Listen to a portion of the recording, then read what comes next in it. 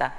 여러분, 어제까지 쉼과 힐링의 시간을 가지셨습니까? 가지 못한 분도 분명히 계실 겁니다. 가신 분에게는 또 육체적으로, 시간적으로 그런 힐링과 또 쉼의 시간을 가졌다면, 가시지 못해 아쉬운 마음이 있지만 오늘 이 예배를 통해서 하나님을 만남으로 인해서 우리의 쉼과 힐링의 시간이 될 수 있기를 바랍니다. 네. 1517년 10월 31일에 가톨릭 신부였던 마틴 루터가 독일 미넨베르크 성당 전문 게시판에다가 95개의 조항의 개혁문을 붙인 것이 종교개혁의 시작이 되었습니다. 그 후로 10월 마지막 주일을 맞으면 우리 교회에서는 종교개혁 주일로 지키고 있습니다. 16세기의 종교개혁은 당시 유럽은 물론 전 세계적으로 오늘에게까지 종교뿐만 아니라 정치, 경제, 사회, 자연과학, 의학까지 각 분야에서 큰 변혁을 일으켰습니다. 영어로 종교개혁을 리포메이션이라고 하는데요, 개혁이란 잘못된 것을 개선해서 그것을 찾아 나가는 겁니다. 혁명은 뒤집는 것이지만 개혁은 그것을 고치는 것, 처음의 것으로 돌아간다는 의미가 있습니다. 세속신앙에서 초대교회 신앙으로 돌아가는 것을 말합니다. 교회가 세속화되고 교회가 교회다우지 못하면서 교회는 부패하고 세상은 혼탁해지고 또 사회는 전반적으로 어두워졌습니다.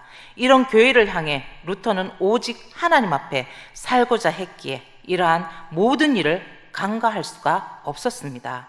루터는 이로 인해 시작된 종교개혁은 5개의 구호문을 주장했습니다. 우리는 3가지를 많이 들어보셨을 겁니다. 오늘은 5가지 구호를 알아보면 오직 성경, 오직 은혜, 오직 믿음, 오직 예수, 오직 하나님 앞에서 라고 나와 있습니다. 오늘 종교개혁주를 맞아 우리는 우리의 신앙을 돌아보며 더욱더 하나님께 가까이 갈 수 있기를 바랍니다. 그것은 우리의 다짐에서만이 아니라 우리의 삶 속에서 하나님을 향한 간절한 기도에서 시작되어야 할 것입니다. 이러한 기도는 하나님이 하나님 되심을 외치는 것이며 하나님께 가까이 가는 것이고 하나님을 더욱더 의지하는 삶의 증거가 될 것입니다. 오늘 본문 시편 102편은 고난당하는 자가 마음이 상하여 그의 근심을 여호와 앞에 토로하는 기도입니다. 왜냐하면 고난을 이길 수 있는 비결이 기도밖에 없기 때문입니다. 우리는 우리의 능력으로 도저히 감당할 수 없는 여러 어려움을 겪게 되면 누군가에게 도움을 요청합니다.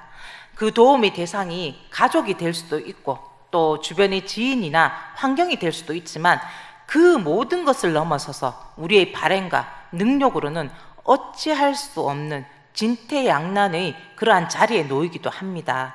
이때 모든 것을 멈출 것이 아니라 살아계신 하나님께 우리는 기도해야 합니다.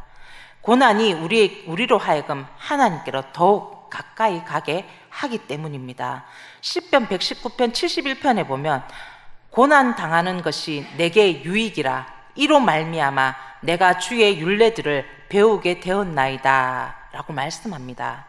여러분, 고난이 우리에게 유익이 되려면 먼저 우리는 하나님 앞으로 나가야 합니다. 나아가서 하나님께 도움을 요청해야 합니다. 그러므로 시편 102편은 고통스럽고 힘든 상황에서 자신의 근심을 하나님 앞에 숨김없이 모두 내어놓고 있음을 우리는 보게 됩니다. 이렇게 고백하는 시인은 오늘을 살아가는 우리보다 더 어렵고 극한 삶을 살고 있음에 그는 하나님께 도움을 간청했습니다. 그랬기에 이방에 끌려가서 영원히 회복될 것 같지 않은 그러한 자신의 삶 속에서 간절한 마음으로 회개하며 하나님을 향해 간구하며 몸부림을 치는 시인이 보입니다. 그러므로 시편 102편의 이 시는, 이 기도는 한 개인의 기도처럼 보이지만 그렇지 않습니다. 이 기록될 당시 바벨론의 포로로 끌려가 있는 이스라엘의 모든 백성들의 기도일 것입니다. 오늘 우리가 살아가는 우리 모든 성도님 또한 이와 같이 삶 속에서 역경과 어려움을 만날 때가 있습니다. 그 속에서 우리의 삶은 눈물이 마르지 않고 또 깜깜한 어둠을 헤매기도 합니다. 그럴 때 우리는 우리가 기도한다고 해서 무슨 뾰족한 수가 있겠어, 이렇게 부르짖는 것이 무의미한 수고가 아닐까라는 회의가 들 때가 있습니다. 그러나 여러분, 이럴 때 바로 더욱더 간절하게 기도해야 할 때임을 명심하시기 바랍니다.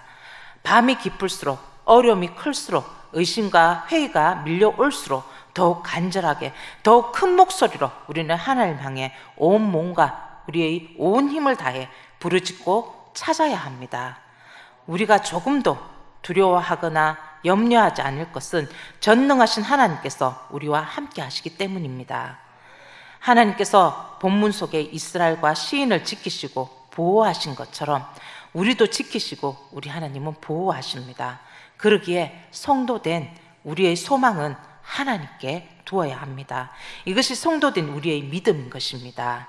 오늘 본문에 들어가면 1절, 2절을 보시면 시인은 성도의 삶의 괴로움 속에 하나님의 얼굴을 구해야 할 것을 말씀하고 있습니다. 시인은 고통 속에 부르짖는 자신의 간구를 하나님께서 듣고 응답하여 주실 것을 간절히 바라고 있습니다. 그래서 1절 말씀을 시작할 때 여호와여 내 기도를 들으시고 나의 부르짖음을 주께 상달하게 하소서라고 시작하고 있습니다. 그러나 이러한 고통의 아픔을 본문 뒤에 5절에서는 나의 탄식 소리로 말미암아 나의 살이 뼈에 붙었나이다 라고 더욱 강하고 더욱 강한 간절히 느낌이 듭니다. 그의 부르짖음이 느껴집니다. 그러므로 본문을 통해서 우리는 시인이 어떤 상황에, 어떤 처지에 놓여 있는지를 알 수 있습니다. 그의 몸과 마음이 장작불의 뜨거움에 타오르는 것 같고 그의 삶은 깜깜한 밤하늘에 퍼져서 하늘에 올라가는 연기와 같이 없어지는 것 같은 그런 느낌을 받고 있는 것입니다. 시인은 이러한 애끓는 듯한 외침 속에서 식음도 전폐했고 뜨거운 태양 아래 쇠잔한 마른 풀과 같이 피골이 상접한 그러한 아주 고통의 시간을 보내고 있다는 것입니다. 그런 시인이 오늘 본문 2절에서 하나님을 향한 그의 간절한 소망 속에 간청하는 것을 괴로운 날과 부르짖는 날로 이 두 단어로 표현하여 나누고 있다는 것입니다. 왜 시인은 자신이 처한 그 순간을 전혀 다른 두 개의 단어로 이렇게 정의하고 있는 것일까요? 여기서 우리는 시인의 성숙한 믿음을 볼 수 있습니다.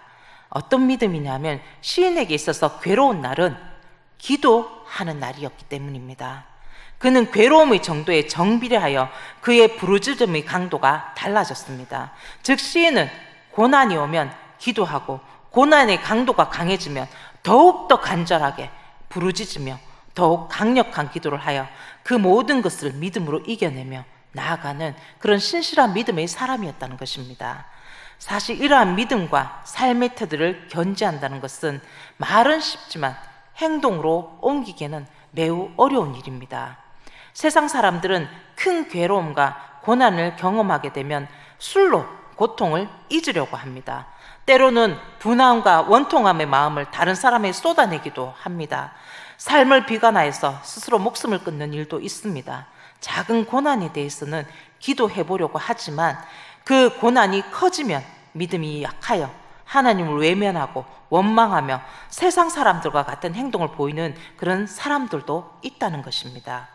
괴로움과 고난이 끝날 때까지 한숨과 원망과 한탄으로 시간을 보내는 사람도 있습니다. 그러나 여러분, 이러한 사람에게는 문제의 해결이 없습니다. 설령 운이 좋아 현재의 고난을 잘 피해간다 해도 얼마 가지 않아 닥칠 새로운 괴로움과 고난에는 속수무책으로 당할 수밖에 없습니다. 그리고 또 한 가지, 우리에게 고난을 허락하신 하나님의 뜻을 헤아리지 못함으로 오히려 현재의 작은 믿음조차도 잃어버리고 말 것입니다. 여러분, 우리가 겪는 고난의 날도 시인과 같이 하나님께 부르짖는 기도의 날이 되어야 할 것입니다. 우리가 이렇게 본문의 시인처럼 고난의 날에 하나님께 부르짖는 것은 이사야서 58장 9절에서 하나님께서 약속하신 언약의 말씀이 있기 때문입니다. 내가 부를 때에 나 여호와가 응답하겠고 내가 부르짖을 때 내가 여기 있다 하리라 라고 말씀하셨습니다. 우리 하나님은 부르짖는 자에게 반드시 응답하십니다. 그러므로 우리는 전능하시며 모든 일을 성취하시는 하나님께 기도하는 사람만이 현재의 모든 고난을 능히 헤쳐나갈 수 있으며, 또한 고난에 숨겨진 하나님의 뜻을 온전히 이해할 수 있음을 우리는 기억해야 할 것입니다. 여러분, 하나님께서 인정하시는 믿음의 선조들은 모두가 고난의 날을 즉각적인 기도의 날로 인식했던 사람들이었습니다. 그들을 보면 모세가 그랬고, 다윗이 그랬고, 또 욥과 히스기야가 그랬으며 다니엘도 그랬습니다. 또 시작에서 말씀드린 마틴 루터도 그랬습니다. 그들 모두가 이렇게 자신이 겪은 삶의 어려움과 고통을 하나님께 기도함으로 하나님의 뜻을 구함으로 해결했습니다. 이것이 성도된 우리의 믿음 생활입니다. 우리는 본문의 시인처럼 하나님께 나의 괴로운 날에 주의 얼굴을 내게서 숨기지 마소서라며 더욱 뜨겁게 부르짖어야 합니다. 성도된 우리는 삶의 괴로움 속에서 그것을 피할 방법을 찾는 것이 아니라 하나님의 얼굴을 구해야 합니다. 성도는 하나님께 기도하는 것으로 시작해서 기도하는 것으로 마쳐야 하며 예배하는 것을 가까이 해야 합니다. 그러므로 본문의 시인처럼 진정으로 살아계신 하나님께 소망을 두었다면 결코 기도를 포기하는 일은 없을 것입니다. 하나님은 살아계시기에 우리의 모든 것을 아시며 보시고 듣고 계신다는 것을 성도된 우리는 확신해야 합니다. 우리가 겪는 모든 문제는 하나님께서 정하신 때에 완전히 해결됨을 믿고 우리는 간구할 수 있어야 합니다. 이스라엘이 애굽에서 약 400년간 종살이 할 때도, 또 바벨론의 포로로 70년이 지날 때에도 그들이 겪은 고통도 도무지 끝이 날 것 같지 않은 여겨졌지만 결국 그들의 간구를 들으신 하나님께서는 하나님 때 이루셨습니다. 그러므로 우리는 세계를 위해서, 나라를 위해서, 교회를 위해서, 우리 자신을 위해서 하나님께 간구함으로 우리의 삶의 모든 문제들이 하나님의 도우심으로 해결받고 치유받는 그러한 믿음의 성도가 될 수 있기를 주님의 이름으로 축원합니다. 오늘 본문 말씀 6절 7절 말씀을 보면 고통 속에 있는 자는 외로움 가운데 있는데 그럴 때 더욱 하나님의 얼굴을 구하라고 말씀하고 있습니다. 6절 말씀에서 자신을 광야의 올빼미와 황폐한 곳의 부엉이, 그리고 지붕 위의 외로운 참새로 비유하고 있습니다. 여기서 올빼미, 부엉이, 참새가 상징하는 의미의 공통점이 있습니다. 그것은 외로움과 황막함입니다. 이는 이루 말할 수 없는 고통 속에 있는 자신의 나약함을 말하고 있는 것입니다. 여기 계신 성도님들 중에는 사는 날 동안 무슨 이유에서든지 고통 속에 있어 보신 적이 있을 것입니다. 그때 곁에 누가 있던가요? 또 무엇이 위로가 되던가요? 고통이 심하면 심할수록 곁에는 아무도 없습니다. 또 고통이 심할수록 위로되는 것도 없습니다. 그때 우리는 외로움과 소외감을 느끼게 됩니다. 세상의 그 무엇도 고통 속에 있는 우리에게 아무런 의미가 되지 못합니다. 그러한 가운데 하나님을 찾고 의지할수록 주변에서 들려지는 소리는 본문 8절 말씀과 같이 들려집니다. 본문 8절은 이렇게 말을 합니다. 내 원수들이 종일 나를 비방하며 내게 대항하여 미칠 듯이 날뛰는 자들이 나를 가리켜 맹세하나이다 라고 말을 하고 있습니다. 세상은 하나님을 과학적 논리로 정의하려고 합니다. 그러기에 고통 속에서 하나님을 찾고 기도하면 일부의 성도들이나 비기독교인들은 이구동성으로 8절과 같이 우리들을 비방하고 비난하고 그렇게 그 자리에 그들은 서 있다는 것입니다. 이때 우리 안에 하나님에 대한 확고한 믿음, 하나님의 살아계심과 하나님의 함께 하심에 대한 확신이 흐려지기 시작하면서 하나님 중심이 아닌 내 자신 중심으로 하는 비관적인 사고로 우리는 흘러가게 될 때가 많습니다. 이렇게 우리의 생각과 사고가 짙은 외로움과 소외감을 느끼는 그 순간에도 우리가 잊지 말아야 할 한 가지가 있습니다. 그것은 하나님께서 언제나 우리와 함께 계시다는 사실입니다. 예수님께서도 마태복음 28장 20절에서 볼지어다 내가 세상 끝날까지 너희와 항상 함께 있으리라 라고 약속해 주셨습니다. 이것은 누가 뭐라 해도 영원히 변하지 않는 불변의 진리입니다. 우리가 이 세상 모든 사람으로부터 따돌림을 당한다 해도 조건 없는 사랑의 대명사인 부모조차 자식을 버리고 자식 역시 부모를 외면한다 해도 하나님께서는 변함없이 우리와 함께 하신다라고 말씀하고 있습니다. 창세기 28장을 보시면 야곱은 에서 형과 아버지 이삭을 속인 일로 인해서 형의 원한을 사서 집을 떠나 밧단 아람으로 떠나는 일이 있었습니다. 그에게 남은 사람은 아무도 없었습니다. 그는 아버지와 형을 속임으로 가족들에게 원수 같은 존재가 되었고 친구도 또 보호자도 없는 정말 혈혈단신의 홀로 된 그러한 몸으로 남아있게 되었습니다.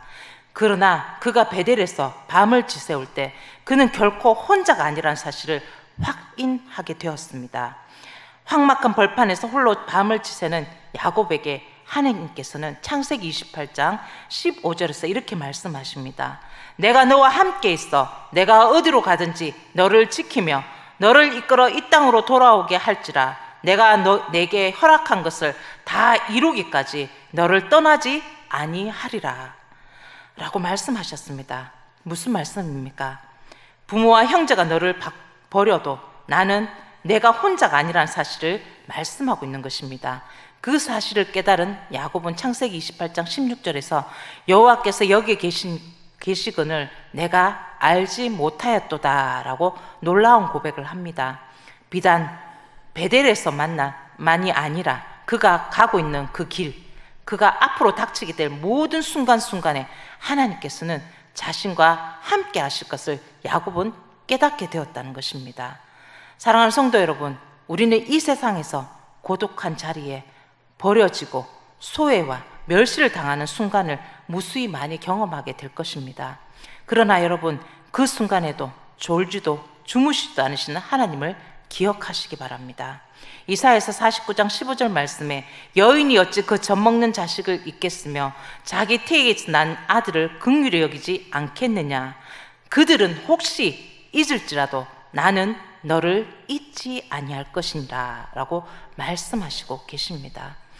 우리가 고통 속에 있을 때 붙잡아야 할 말씀입니다. 그리고 본문의 시인처럼 우리도 하나님의 얼굴을 더욱더 구해야 합니다. 하나님을 의지하는 성도들, 하나님이 지키시는 그 성도들, 졸지도 주무시지 않는 그 하나님을 믿고 하나님을 더욱더 의지하심으로 우리의 삶 속에서 하나님의 얼굴을 구하는 그런 성도가 될 수 있기를 주님의 이름으로 축원합니다. 오늘 본문 말씀 12절에서 마지막으로 하나님의 영원하심은 모든 인생의 소망의 근원이심을 선포하고 있습니다. 본문에서 시인은 하나님의 영원하심을 고백합니다. 여러분, 우리가 믿고 의지하는 하나님은 살아 계십니까? 그리스도는 정말 우리 각 개인을 위해 십자가에 달리셨습니까? 예수 그리스도께서는 기절에서 깨어난 것이 아니라 완전한 죽음에서 부활하셨습니까? 이 모든 것은 과학으로는 증명하지 못하는 일입니다. 그럼에도 여기 계신 우리 성도님들은 이것이 하나님이 행하심을 믿고 확신하십니까? 확신해야 합니다. 우리는 확신 가운데 거해야 합니다.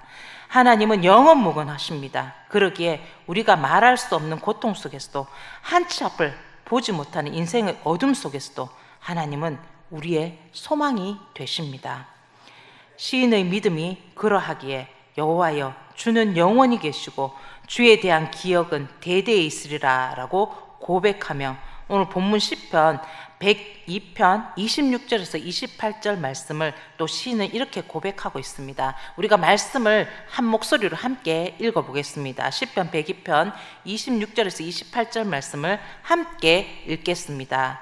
천지는 없어지려니와 주는 영존하시겠고 그들은 다 옷같이 낡으리니 을복같이 바꾸시며 바뀌려니와 주는 한결같으시고 주의 연대는 무궁하시리다. 주의 종들의 자손은 항상 안전히 거주하고 주의 후손은 주 앞에 굳게 서리이다. 아멘.